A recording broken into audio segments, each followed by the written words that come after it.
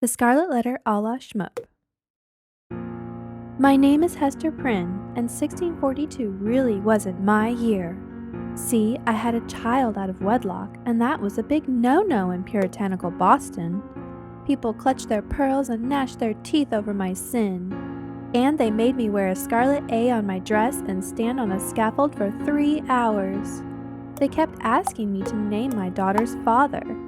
Yeah, like I was gonna give up that juicy tidbit. Then, who should I spy in the crowd around the scaffold but my long-lost husband? Guess he didn't die in that shipwreck after all. Reverend Wilson and Arthur Dimmesdale kept asking me to give up my boyfriend, but nope, sorry guys, no can do. Dr. Roger Chillingworth, aka my long-lost husband, then showed up at my prison cell. He wanted to know who my boyfriend was. No one in this town seems to get that my lips are sealed on the subject.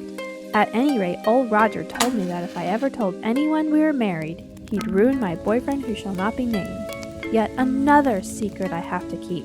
Once I got out of prison, I moved into a cottage on the edge of Boston and eked out an existence doing needlework. I loved my little girl Pearl, but she was a handful, and she was fascinated by the scarlet A on my dress. As she grew older and more difficult, some people suggested she be taken away from me. I went to plead my case with Governor Bellingham and the Reverends Wilson and Dimmesdale. Pearl was in kind of a bad mood during the meeting, and the men decided this meant she should be raised by someone else. Fortunately, Dimmesdale sided with me in the end, and I got to keep Pearl. It was around this time that Reverend Dimmesdale became ill, and my long-lost husband, the physician, went to stay with him. One night, old Roger did a little snooping, and what did he find? A scarlet A on Arthur's chest. Uh-oh, busted. Some odd astronomical activity and Arthur's obvious ill health led me to ask my long-lost husband to release me from my vow of silence regarding our marriage. I also warned Roger that if he didn't give up the whole revenge thing, his soul would be lost.